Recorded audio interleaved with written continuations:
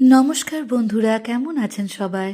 আমার এই ছোট্ট গল্প ঘরে আজকে আপনাদের সকলকে স্বাগত জানাই। আজকে স্কুল থেকে ফেরার পথে চলে গেছিলাম সুপার স্টোর। ভারী মুশকিলে পড়ে গিয়েছি জানেন।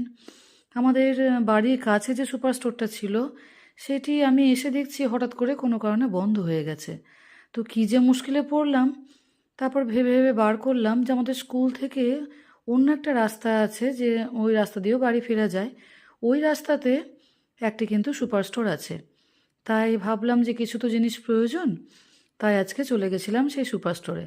সেইখানে গিয়ে এই যে মাশরুম, যেটি আমার খেতে বড়ই ভালো লাগে, সেই মাশরুম আজকে কিনে নিয়ে এলাম।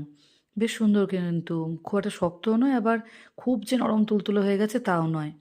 মানে একদম নরমটা হয়ে গেলেও না কেমন, যখন একটু জলে ভাপিয়ে ওটা রান্নাটা করতে যায়, তখন কেমন একটা যেন সেই থসথসে টাইপের হয়ে যায়।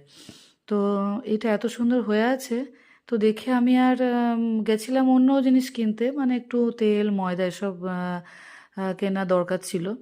তো সেইগুলো কিনতে গিয়ে আজকে আমি মাশরুমটা কিন্তু কিনে নিয়ে চলে এলাম। তো দাম নিল, এটা আমার কাছে নিল আজকে মোটামুটি কত যেন, 90 টাকা। 90 টাকা দাম নিল। তো আজকে তো আর রান্না হবে না, তাই এটাকে সুন্দরভাবে ফ্রিজে রেখে দিলাম। যাই হোক, এই পর্যন্তই। ভালো থাকবেন সকলে, টাটা।